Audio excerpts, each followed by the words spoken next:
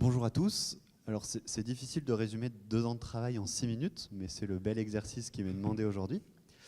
Je m'appelle, alors hop, la zapette, tac. Je m'appelle Antoine Cléry et le projet que je veux vous présenter aujourd'hui c'est Berny. Berny c'est quoi? C'est une application de gestion à destination des centres de loisirs. Donc les centres de loisirs, j'imagine qu'il y en a pas mal d'entre vous, voilà, pour qui ça parle, notamment ceux qui peuvent être parents et qui confient leurs enfants donc, dans des centres de loisirs en semaine ou en semaine ou pendant les vacances. Pour mieux comprendre leurs enjeux, ce que je vous propose, c'est de commencer par un petit jeu. Donc pour ce petit jeu, on va en fait diviser la salle en 2. Donc en prenant le jury par exemple, toutes les personnes à ma droite, vous allez répondre à la question, vous allez chercher la réponse dans les slides qui suivent sur la question de droite, donc combien d'enfants étaient présents mardi matin, et toute la partie gauche, la partie gauche de la salle, votre partie droite, vous répondez à la seconde, vous essayez de chercher la réponse pour la seconde question. Mademoiselle Camille était-elle présente mardi après-midi? Donc je vais passer relativement rapidement les slides suivantes, et puis voilà.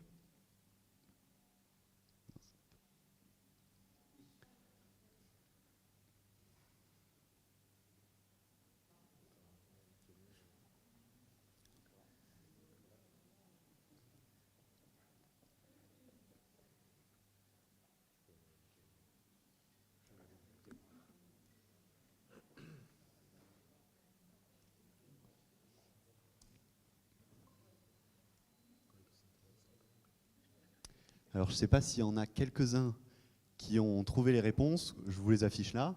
Donc Mademoiselle Camille n'était pas présente mardi après-midi et il y avait 40 enfants présents. Vous avez compris, l'objectif de vous montrer ça, c'était pas simplement que vous trouviez la réponse, mais c'était vraiment de visualiser aujourd'hui à quoi ressemblent les feuilles d'émargement des centres de loisirs et de comprendre finalement leurs problématiques, la problématique aussi que vivent les parents au moment où ils déposent leur enfant. Donc aujourd'hui, il y a 3 problèmes principaux au sein des centres de loisirs. C'est l'émargement papier au moment de l'accueil des enfants. C'est ensuite la retranscription de tous ces éléments qui sont sur ces feuilles de papier quand on n'en perd pas par les directeurs de centres de loisirs dans leur base de données, leur logiciel, leur fichier Excel, pour pouvoir ensuite les envoyer en fait à des organismes de subvention. Il faut savoir que les centres de loisirs vivent notamment de subventions en fonction des présences justement des enfants qu'ils accueillent. Et la 3e problématique, c'est une problématique de communication avec les familles, donc que les familles puissent facilement communiquer avec les centres de loisirs et vice-versa. Pour répondre à ces 3 problématiques, donc tout simplement 3 solutions, mais faciliter l'émargement via un système de... En fait, les familles vont arriver, vont scanner un QR code, vont pouvoir sélectionner les enfants qu'ils viennent déposer ou qu'ils viennent récupérer. Ensuite, avoir la gestion des présences, donc à partir du moment où on digitalise l'émargement, ça permet de collecter de la donnée finalement, de la récupérer, de faire des tableaux et de l'exporter. Et de pouvoir aussi avoir un portail de communication avec des templates, finalement des formulaires qui sont proposés aux familles pour que de façon assez rapide, on puisse préciser, on finit tard d'une réunion, finalement c'est Papy aujourd'hui qui va venir chercher Thibaut. Pour les centres de loisirs, avoir aussi un visuel et pouvoir prioriser finalement les demandes et voilà, et avoir un retour finalement sur toutes les demandes qui ont pu être effectuées.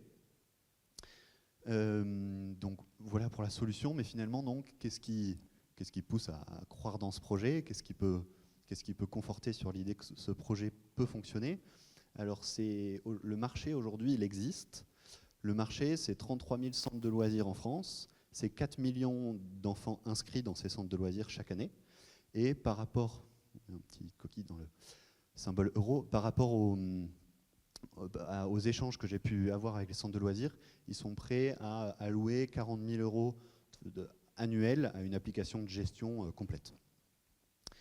C'est un marché aussi qui est déjà finalement, qui tourne et sur lequel il y a des futurs concurrents, sur lequel il y a déjà des acteurs qui fonctionnent. Donc on va avoir deux principaux acteurs, hein, Concerto et Aiga, qui sont bien présents avec des belles solutions et qui font 24 millions et 13 millions de chiffres d'affaires respectifs. Ce qu'on remarque surtout, c'est une grosse partie du marché qui finalement n'est pas équipée avec une solution de gestion et principalement sur l'émargement. Donc dans un premier temps, mon axe, ça va être avec Concerto et Aiga, finalement, d'aller évangéliser le marché pour soutenir ces centres de loisirs. Et par contre, ce que j'ai pu repérer, disons, comme faiblesse par rapport à des centres de loisirs avec qui j'ai discuté, qui utilisent notamment ces solutions, Concerto et Aiga, c'est le manque d'accompagnement finalement humain. L'impression de ne pas avoir de relation directe avec l'acteur, enfin avec la solution, et de ne pas réussir à tirer un maximum de valeur de l'application. Donc moi notamment, en plus, c'est mon métier sur des applications SaaS de former à l'utilisation d'une application, donc c'est quelque chose qui me touche et que j'apprécie faire. Donc ça va vraiment être la distinction aussi par une co-création de l'application avec les clients. Et la valeur aussi principale de cette application, enfin du coup de ces applications, l'objectif c'est vraiment d'avoir deux applications interconnectées pour les familles et pour les centres de loisirs, et pour les parents finalement d'avoir, fonction des différents enfants et des différentes inscriptions, d'avoir une seule interface sur laquelle on va pouvoir communiquer avec divers centres de loisirs, et voilà, une seule interface de connexion. Par rapport à donc pour atteindre, pour que ça puisse marcher, perdurer et se développer, j'ai quelques besoins de financiers. J'avais repéré aujourd'hui, je pouvais notamment avoir de l'aide ou des conseils sur ce qui va être prêt d'honneur et subvention. Et donc effectivement, c'est fonctionner par effet de levier en fait, mais avoir 12 000 € de prêt d'honneur pour obtenir 24 000 € de subvention. Donc effectivement, après, en fonction de l'apport, et ça va me donner un emprunt, mais voilà, si jamais vous avez aussi des conseils sur ce sujet, ça va notamment permettre de maqueter effectivement au début le produit.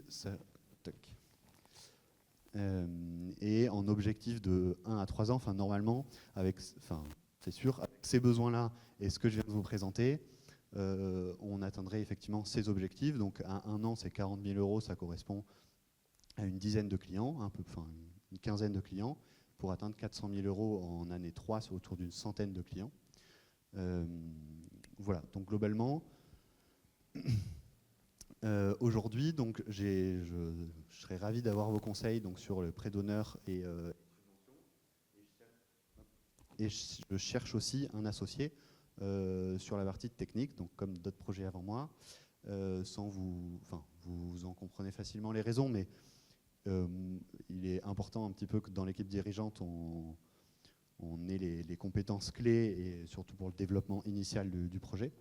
Voilà, donc par votre réseau, si vous voulez aussi m'aider là-dessus, ce serait super. Et donc je serais ravi d'avoir vos questions maintenant ou après pendant l'apéro. Merci beaucoup.